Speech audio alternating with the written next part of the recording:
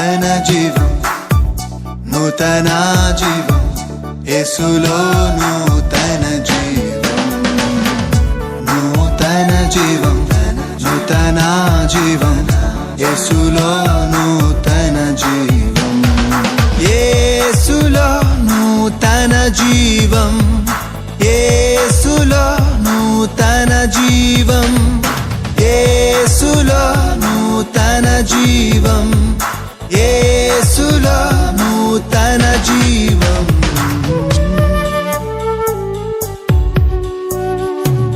నూతన జీవం, నూతన జీవం, యేసులో నూతన జీవం, నూతన జీవం, నూతన జీవం, యేసులో నూతన జీవం, యేసులో నూతన జీవం. ప్రైజ్ ది లార్డ్, హల్లెలూయా. యేసులో నూతన జీవం అనే ఈ ఆధ్యాత్మిక టీవీ కార్యక్రమానికి మేము ప్రేమతో ఆహ్వానించుచున్నాము. ఈ టీవీ కార్యక్రమం ద్వారా మీరు రక్షణ, స్వస్థత, యేసే ఇచ్చే నూతన జీవాన్ని, ఆశీర్వాదాన్ని పొందుకోవాలని కోరుకుంటున్నాము. ఇప్పుడు పాస్టర్ మోజెస్ అభిషేక్ గారు దేవుని యొక్క వర్తమానాన్ని అందజేస్తారు. Praise the Lord. దేవునికి స్తోత్రం. Greetings to you, dear people of God. ప్రియ దైవజనులారా, మీ అందరికీ కూడా శుభములు. It's a great time that God has given to all of us. మనందరికీ కూడా దేవుడు అనుగ్రహించిన మంచి తరుణము. We all entered into a month which is called as a joyful month for all of us. అందరికీ కూడా ఆనందదాయకమైనటువంటి నెల అనేటువంటి పిలువబడే దానిలోనికి ప్రవేశిస్తూ ఉన్నాము. And I wish you all a very happy Christmas. మీ అందరికీ కూడా క్రిస్మస్ శుభములు తెలియజేయచ్చు ఉన్నాను. It is great to meditate this day and every day even the birth of Jesus and be thankful to God. ఈ దినము మాత్రమే కాక అన్ని దినములు కూడా క్రీస్తు ప్రభు యొక్క జన్మమును గురించి ధ్యానించుట ధన్యకరము. And we all have this privilege to enjoy this month or these days more importantly in the presence of God. దేవుని యొక్క సన్నిధిలో అధికంగా గడిపేటువంటి నెలగాను దినములుగాను ఈ కాలమంతా మనకు ఉండును గాక. So I request you to spend more time with God not only in this month but all throughout your life. నీ జీవిత కాలం అంతా కూడా దేవునితో ఎక్కువ సన్నిధి సహవాసము గడుపు. ఒక్క డిసెంబర్ నెల మాత్రమే కాదు. Let us now come to the word of God. దేవుని వాక్యము ధ్యానించదము. Today we are going to meditate from the first epistle to Timothy. తిమోతికి వ్రాయబడినటువంటి మొదటి పత్రికలో నుండి కొన్ని వాక్యములు ధ్యానించనై ఉన్నాము. Chapter 3 verse 16. 3వ అధ్యాయము 16వ వచనము. Chapter 3 verse 16, first epistle to Timothy. తిమోతికి వ్రాసిన మొదటి పత్రికలో 3వ అధ్యాయము 16వ వచనము. Beyond all questions, the mystery from which true godliness springs is great. ఆయన యొక్క గొప్పతనము, దైవత్వం యొక్క గొప్పతనం అంతా ఏమి ఉన్నదో గ్రహించుకొనండి. He appeared in flesh, ఆయన శరీరమందు కనబడిన వాడై, was vindicated by the Spirit, ఆత్మ ద్వారా స్థిరపరచబడిన వాడై, was seen by angels, దేవదూతల ద్వారా దర్శింపబడిన వాడు, was preached among the nations, దేశములందు ప్రకటింపబడిన వాడు, was believed on in the world, లోకమంతా కూడా నమ్మినటువంటి వాడు, was taken up in glory. అక్కడ మహిమలోనికి కూడా ఎత్తబడిన వాడుగా ఉన్నవాడు. A very important words we are going to meditate today. చాలా ప్రాముఖ్యమైనటువంటి వచనాన్ని మనము ధ్యానింపనై ఉన్నాము. This epistle of first Timothy ఈ తిమోతికి వ్రాయబడినటువంటి మొదటి పత్రిక is written to the so-called follower of Jesus, Timothy. Timothy అనేటువంటి ఆయన యేసుకు అనుచరుడుగా ఉన్నవాడుగా ఉండినందున వ్రాయబడినది అతనికి పత్రిక.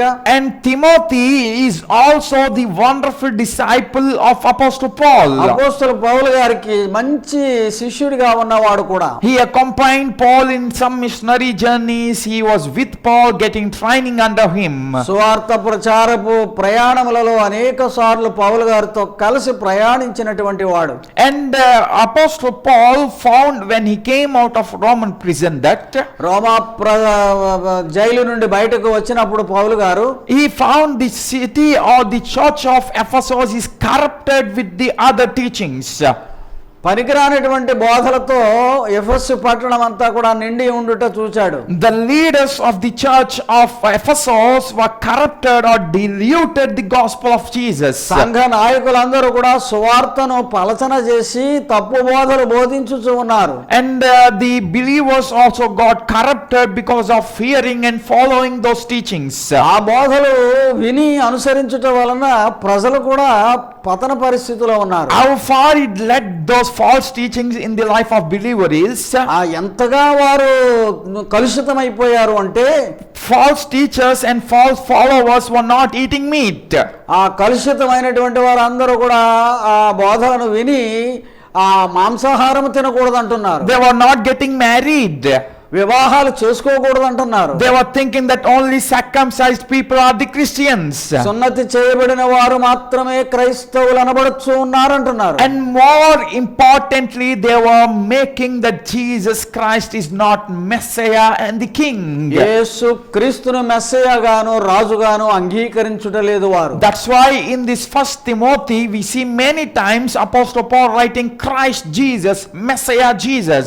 అందుచేతనే పౌలు గారు ఈ పత్రికలో అనేక సార్లు యేసు అభిషిక్తుడు మెస్సియా అని చెప్పవలసి వచ్చింది. So here is a very important message to all of us. మనందరికీ కూడా చాలా ప్రాముఖ్యమైనటువంటి వర్తమానం ఇందులో ఉన్నది. We the saved people who celebrating this wonderful season of Christmas, ఈ క్రైస్తవ అలవాటు ప్రకారం మనము క్రిస్మస్ లేక క్రీస్తు జననమును ఆచరించుతున్న వారు అందరము క్రైస్తవులముగా we should be very careful in our day-to-day life, should not get into delusion of gospel. సువార్తను పలచన చేసేటువంటి పరిస్థితులలోనికి మన జీవితము ప్రతి దినము కూడా జాగ్రత్తగా కాపాడుకుంటూ ఉండాలి. Readers and the preachers and even many teachers may rise to corrupt gospel, but we should be careful. నాయకులు గాని బోధకులు గాని ఉపదేశకులు గాని ఇటువంటి కలుషితమైనటువంటి బోధలు చేయుట మానుకోవాలి. So in order to correct the church of Ephesus, ఆ రోజులో ఉన్నటువంటి ఎఫెసు సంఘమును బాగు చేయాలనే ఉద్దేశంతో Apostle Paul is sending now his beloved disciple called Timothy to the Ephesus church. ప్రియమైనటువంటి శిష్యుడైన తిమోతిని అక్కడికి పంపిస్తూ ఉన్నాడు. In chapter 3 verse 16, a wonderful statement was given by Apostle Paul there. అపోస్తలుడు పౌలు గారు చెప్పినటువంటి అద్భుతమైనటువంటి ఒక ప్రకటన ఆ 3వ అధ్యాయము 16వ వచనంలో ఉన్నది. It is called as a early Christian hymn by the so-called biblical writers. ఆ బైబిల్ను గురించినటువంటి వ్యాఖ్యానకర్తలందరూ కూడా ఎంతో సుందరమైనటువంటి ఒక పాటగా చెప్పారు ఆ వాక్యాన్ని. And Apostle Paul quotes this many times throughout many of his epistles, and many early church believers used to believe it. పౌలు గారు రాసినటువంటి ఉత్తరాలలో అనేక సార్లు ఆయన ఆ విషయాన్ని చెబుతూ అందరూ నమ్మునట్లు చేశాడు. And much fascinating thing is, చాలా ఆశ్చర్యకరమైన విషయం ఏంటంటే అభిరుచికరమైనది, during the 3rd and 4th centuries, 3-4 శతాబ్ద కాలంలో when false teachings were much and more grown, తప్పు బోధలు ఎన్నో బయలుదేరినటువంటి కాలం అది. the bishops or church fathers, the saints, they gathered together in discussion about core doctrines. సంఘ నాయకులందరూ కూడా పెద్దలందరూ కూడా బిషప్పులందరూ కూడా అక్కడ చేరి ఇటువంటి తప్పు బోధలను గురించి ఆలోచన మొదలుపెట్టారు. And they made a creed called Nicene Creed. Nicaea అనేటువంటి పట్టణములో అక్కడ వారు చేరి ఒక ప్రత్యేకమైనటువంటి నిబంధన లాంటిది ప్రారంభించారు. And that creed includes these verses which Apostle Paul told. ఆ ప్రమాణము దానికి సరిపోయినటువంటి రీతిగానే అపోస్తలుడైన పౌలు చెప్తూ ఉన్నాడు. So in this Christmas season, ఈ క్రిస్మస్ కాలములో మనం అందరము let us meditate this wonderful beautiful verse on Jesus. ఈ యేసును గూర్చినటువంటి ఆశ్చర్యకరమైన మంచి వాక్యమును ధ్యానించుట ఉత్తమము. It will leave us all astonished by meditating this verse. ఈ వాక్యమును ధ్యానించుటలో నీకు ఎంతో ఆశ్చర్యము కలగవచ్చు. At the very beginning Apostle Paul says, ప్రారంభంలోనే అపోస్తలుడైన పౌలు చెప్తూ ఉన్నాడు, it is the mystery from where godliness will spring. దైవత్వం యొక్క మర్మం అంతా కూడా దీనిలోనే ఉండి బయటకు వచ్చుచు ఉన్నదని చెప్తున్నాడు. So like to entice title my sermon of today here is ఇక్కడ ఉన్నటువంటి ఈ వాక్య ధ్యానానికి నేను ఇచ్చేటువంటి శీర్షిక ఏమంటే the mystery of Christmas carols. అక్కడ క్రైస్తవ క్రిస్మస్ యొక్క పాటలో ఉన్నటువంటి భావము అని. Carols means hymn. అక్కడ క్రిస్మస్ క్యారల్స్ అంటారు కదండి, దాని అర్థం ఏంటంటే ఒక మంచి గానముతో పాడేటువంటి పాట. And here we see a wonderful hymn written by Apostle Paul. అపోస్తలుడైన పౌలు రాసినటువంటి గొప్పదైనటువంటి గేయములాగా ఉన్నది ఇది. And it is a mystery to many Christians and to all this world. ఈ లోకమంతటికి కూడా క్రైస్తవులకు కూడా మర్మముగానే మిగిలిపోతూ ఉన్నది. And literally the Greek word used there is mysterion, which means mystery itself. ఆ మిస్టరీ అనేటువంటి మాట గ్రీకు పదములో ముస్టోరియాన్ అనేటువంటి దానిలో మనకి తెలియకుండా ఉంచబడినది అనేటువంటి భావం వచ్చేటట్లు. It leaves us wonder, how can the message of Christ be a mystery to all? మరి క్రీస్తు యొక్క వర్తమానం అందరికీ మర్మముగా ఎలా ఉంటుంది? Yes, if we see Apostle Paul's writings, Apostle Paul says in 2 Corinthians that the message of Christ is foolishness to some people, but for us saved it is the power of God. అనేకులకు అది వెర్రితనముగా కనబడుచున్నది కానీ దేవుని యొక్క శక్తి అయి ఉన్నది రక్షింపబడుటకు అన్నాడు ఆ మర్మమును గురించిన వివరణ. Yes, because Christ's life and death and his person is a mystery to nations. ఎందుకనగా ప్రజలందరికీ కూడా లోకములో క్రీస్తు యొక్క జీవితమే, ఆయన యొక్క పుట్టుక, మరణము, పునరుత్థానం అంతా కూడా ఒక మర్మముగా ఉన్నది. Yes, because foolish people are there, they won't understand this mystery of Christ. బుద్ధిహీనులు లేక బెర్రివారు అనేటువంటి మాట వాడబడింది. అటువంటి వారికి ఇటువంటి దైవ మర్మములు అర్థము కావు. But if you are saved person, కానీ నీవు రక్షింపబడిన వ్యక్తి అయితే, and if you are willing to get saved, నీవు రక్షింపబడాలని కోరుతూ ఉన్నా కూడా, you will understand the mysterious message of Christ. ఈ మర్మముతో కూడినటువంటి క్రీస్తు యొక్క వర్తమానము నీవు అర్థము చేసుకోనగలవు. So let us listen now the mystery of Christmas carols. గనుక ఈ క్రిస్మస్ పాటలలో ఉన్నటువంటి ఆ మర్మం ఏమిటో గ్రహిద్దాం. There are 7 important things I want to say here. ఇక్కడ 7 ప్రత్యేకమైనటువంటి విషయములు ఉన్నవి. The first one is మొదటిది ఏమంటే appeared in flesh. ఆయన శరీరధారిగా వచ్చి ఉన్నాడు. Jesus appeared in flesh. ఆయన శరీరధారి అయి మానవునిగా పుట్టాడు. Dear friends, many of us start the Christmas message with Jesus' birth. యేసు ప్రభు వారి యొక్క పుట్టుకతోనే కదా ప్రారంభిస్తాము క్రిస్మస్ వర్తమానములన్నీ కూడా. And we think Jesus born in a manger, or he was born in a place which no people wants to live.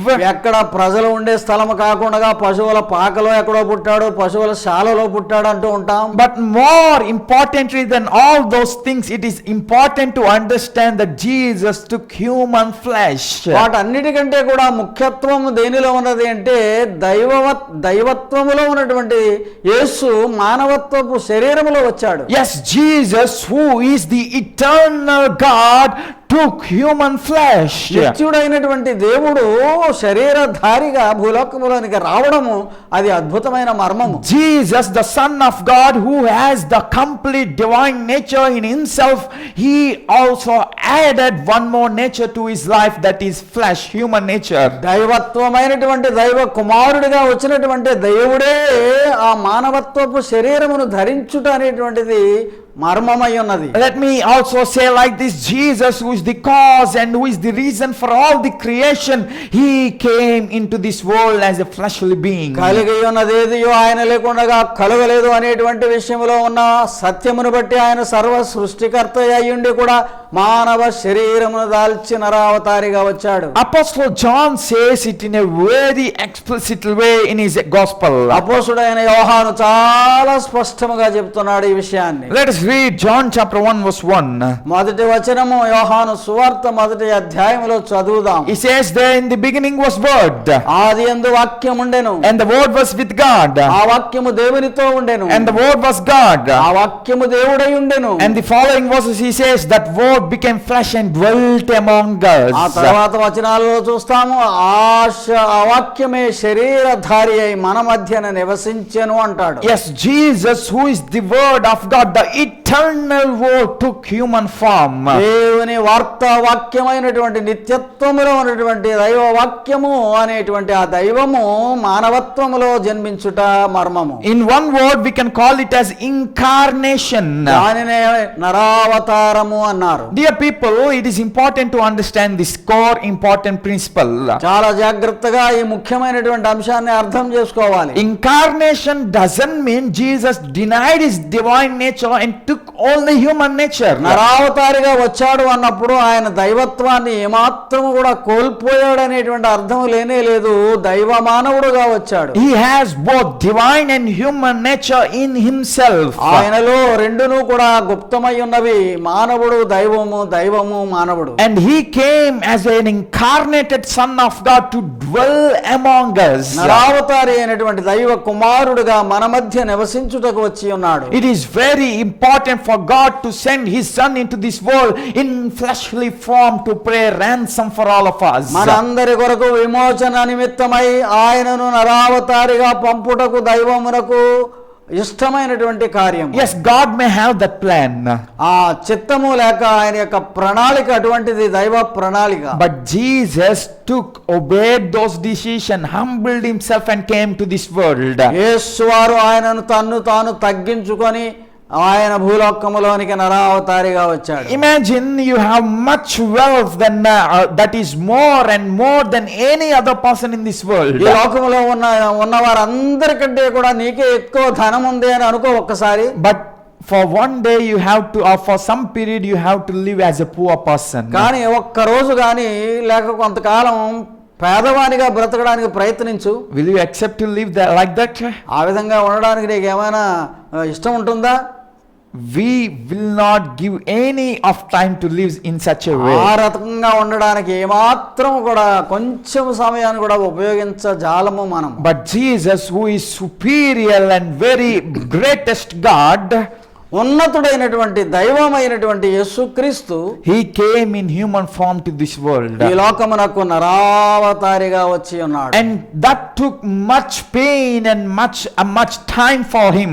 ఆయనకు అది చాలా బాధాకరమైనటువంటి విషయమే, చాలా కాలం పట్టింది. And it is a big decision for God. దేవునికి ఉన్నటువంటి నిర్ణయాలలో ఒక గొప్ప నిర్ణయం అది. That's why in Philippians chapter 2 we read there. 2వ అధ్యాయము ఫిలిప్పీ పత్రికలో చదువుతున్నాం మనము. It is also a wonderful hymn written by Apostle Paul. అపోస్తలుడు పౌలు రాసినటువంటి కీర్తనలలో అది ఒక గొప్ప కీర్తన. Verse 6, Philippians chapter 2 verse 6. 2వ అధ్యాయము 6వ వచనములో ఉన్నది. Who being in the very nature of God, దైవత్వము యొక్క స్వభావము కలిగిన వాడై ఉండి, didn't consider himself equal with God, దేవునితో ఉండుట సమానమైనటువంటి భాగ్యమని ఎంచుకొనక, rather emptied himself తన్ను తాను తగ్గించుకొని, and took very nature of servant, the human likeness, దాసుని స్వరూపమును ధరించుకొని, and being found in the appearance of man, he humbled himself. ఆయన ఎంతగా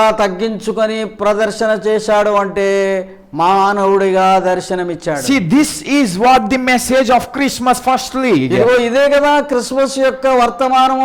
మొట్టమొదటిగా మనం ఆలోచన చేస్తే, He made himself emptied, or kenosis is the word used there, kenotic. He emptied himself. ఆయన తన్ను తాను తగ్గించుకున్నాడు అనే మాటలో ఉన్నది కెనోసిస్ అనేటువంటి గ్రీకు పదము.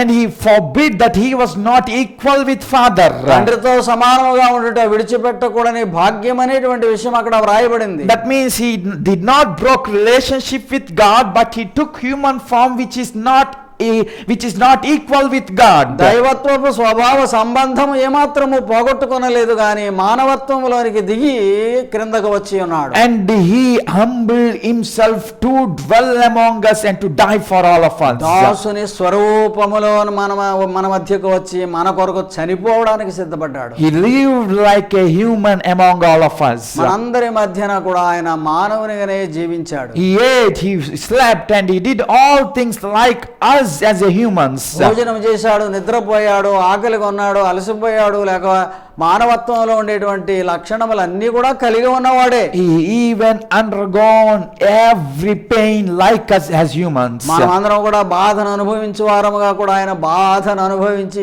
ఏడ్చెను అని కూడా ఉన్నది. In fact, more and more agony than any human of this world, Jesus took all human agony as an incarnate Son of God upon the cross of Calvary. లోకములో మరి ఎవ్వడు కూడా అనుభవించనంత ఘోరమైనటువంటి బాధను శిలువ శ్రమను అనుభవించుటలో ఆయన అనుభవించాడు. My dear Christian friends and other people who are celebrating this month of Christmas, ఈ క్రిస్మస్ కాలంలో ఉన్నటువంటి క్రైస్తవులు కానిటువంటి సహోదరులారా, understand how much it took for Jesus to come and to empty and to incarnate as a flesh. తన్ను తాను తగ్గించుకొని మానవ శరీరాకారంలో దైవత్వముగా ఉన్నవాడు ఆయన క్రిందకు దిగి వచ్చుట అనేటువంటి విషయమును ఆలోచించావా? And the second important mystery in the carols of Christmas is, ఈ క్రిస్మస్ కాలంలో మనం పాడేటువంటి పాటలలో రెండవ అంశముగా ఏమని చెప్పుకోవచ్చు అంటే 1 Timothy chapter 3 verse 16. 3వ అధ్యాయం 16వ వచనము తిమోతికి రాసిన మొదటి పత్రికలోనే ఉన్నది. He appeared in the flesh, శరీరధారిగా వచ్చాడు, was vindicated by the Spirit. ఆత్మ ద్వారా స్థిరపరచబడ్డాడు. In this Christmas month, we are not only called to remember the birth of Jesus, ఆయన యొక్క పుట్టుకను జ్ఞాపకం చేసుకోవడం మాత్రమే కాదు, but he was vindicated by the Spirit. ఆత్మ ద్వారా అంగీకరింపబడిన వాడుగా ఉన్నాడు.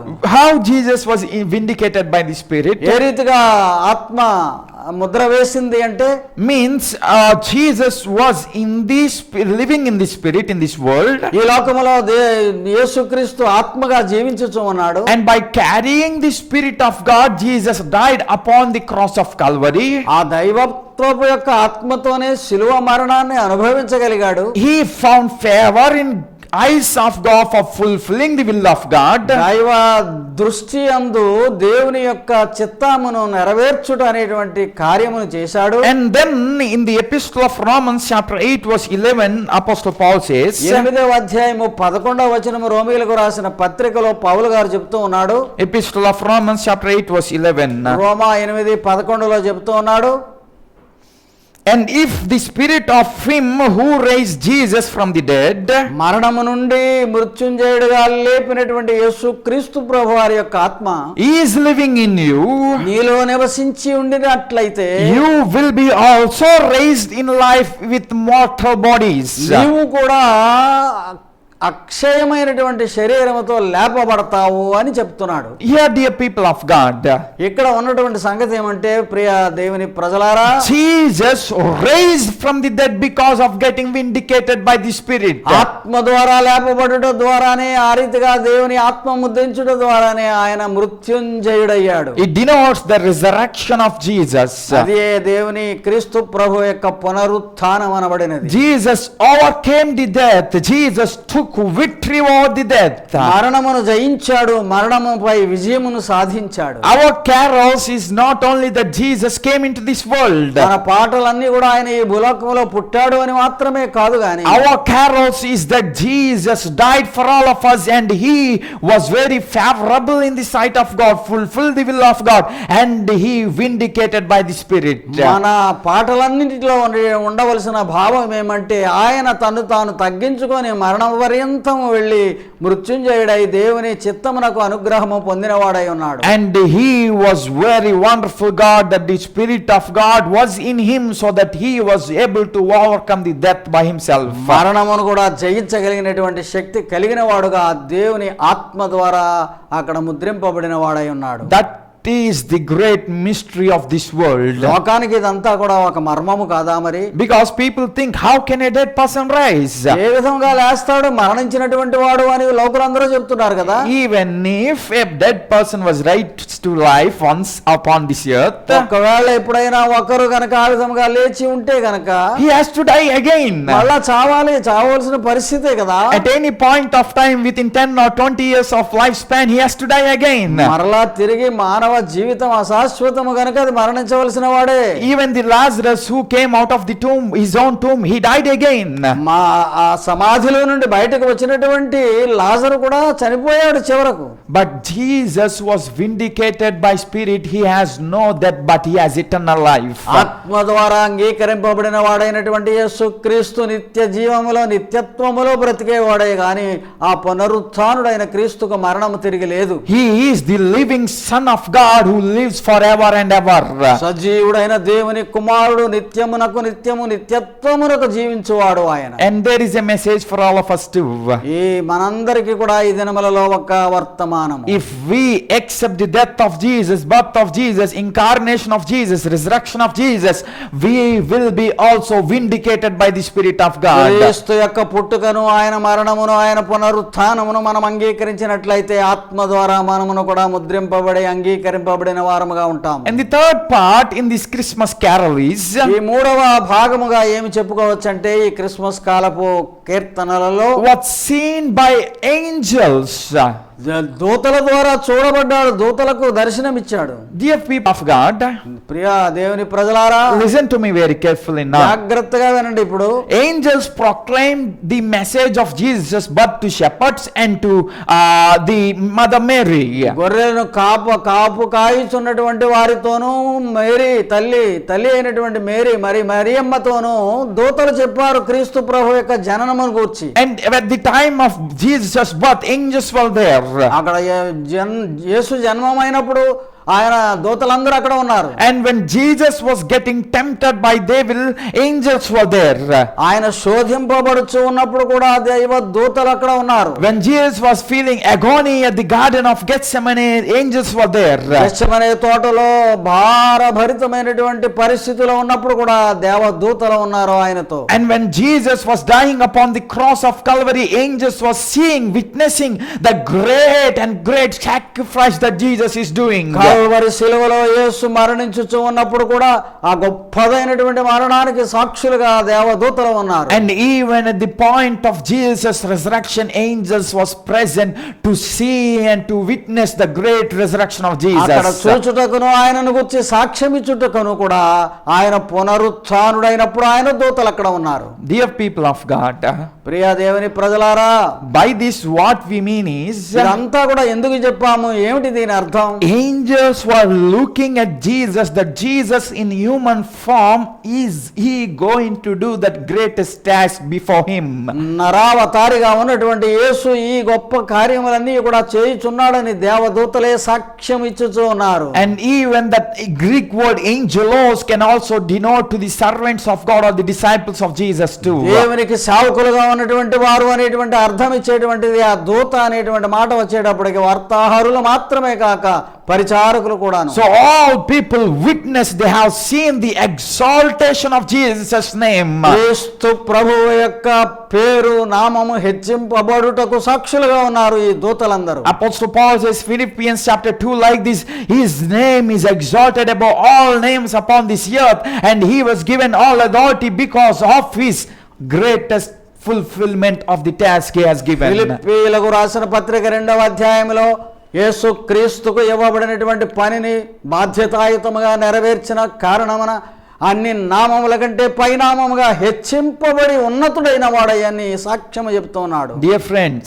ప్రియ స్నేహితులారా, our Christmas carols is not only singing and jumping all along the streets. మనం వీధుల్లో కేకలు పెడుతూ లేకపోతే గంతులు వేయడం కాదు క్రిస్మస్ పాటలంటే. Our Christmas carol is proclaiming about the incarnate Son of God. Christmas పాటలనగా నరావతారి అయినటువంటి క్రీస్తు ప్రభు యొక్క మహిమ యొక్క ప్రదర్శన. Our Christmas carol is telling that Jesus is vindicated by the Spirit and he was resurrected. పునరుత్థానుడయ్యాడు అనేటువంటి సాక్ష్యము పొందినటువంటి మహనీయుడు. And our Christmas carols is to say that he was seen by angels, he was seen by the people, and they all witnessed his greatest task and greatest life. ఆయన యొక్క గొప్ప జీవితమును గురించి ఆయన గొప్ప పనిని గురించి అందరూ కూడా సాక్షులుగా మిగిలిపోయారు. So today, dear people of God, Priya దేవుని ప్రజలారా, ఈ దినాన్న let us understand this mystery. మనము కూడా ఈ మర్మమును గ్రహించుటకు ప్రయత్నించేదాం. Let us not get deviated from this mystery. ఈ మర్మము నుండి దూరం అయిపోవద్దు నీవు.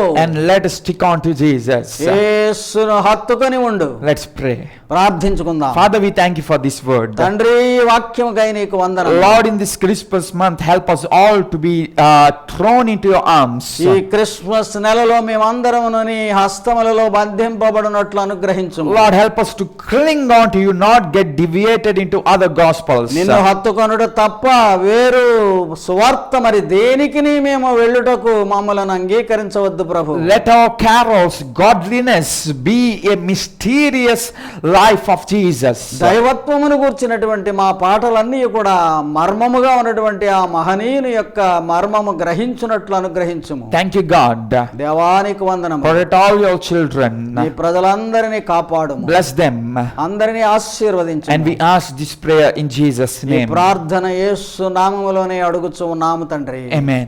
ఆమేన్. May God bless you all. దేవుడు అందరినీ దీవించును గాక. Praise the Lord. Dear friends, to watch more sermons and worship songs, please subscribe to our YouTube channel Moses Abhishek, MOACS ABHISHEK, and follow us on Facebook and Instagram @Moses Abhishek Tanity.